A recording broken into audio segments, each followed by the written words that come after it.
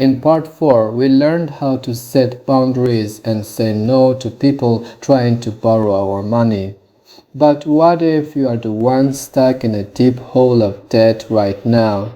Today we look at part 5 of The Richest Man in Babylon and uncover the legendary story of the camel trader Tabasir, who went from being a heavily indebted slave to one of the wealthiest men in the city.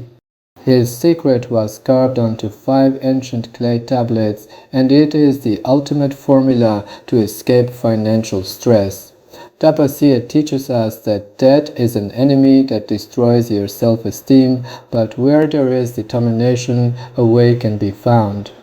The ancient Babylonian debt formula is incredibly simple and breaks your income into 3 strict buckets. First, 10% of everything you earn belongs to you to keep and invest forever. No matter how much debt you have, you must still pay yourself first. Second, exactly 70% of your income is used to pay for your living expenses like food, housing, utilities, and clothing. You must force your lifestyle to fit into this 70% without exception. Finally, the remaining 20% of your income is divided evenly and honorably among your creditors to pay off your debts.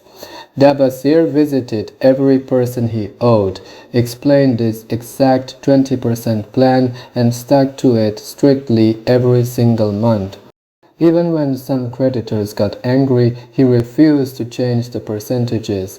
Over time, his savings grew from the 10%, his debts completely vanished from the 20%, and his self-respect was fully restored. This timely 70-20-10 rule proves that you do not need to starve yourself to get out of debt. You just need a system and the discipline to stick to it. If you are feeling overwhelmed by credit cards or loans, this ancient formula is your way out. Which part of this budget do you think is the hardest to follow? Living on 70% or forcing yourself to save 10% while in debt? Let me know in the comments below.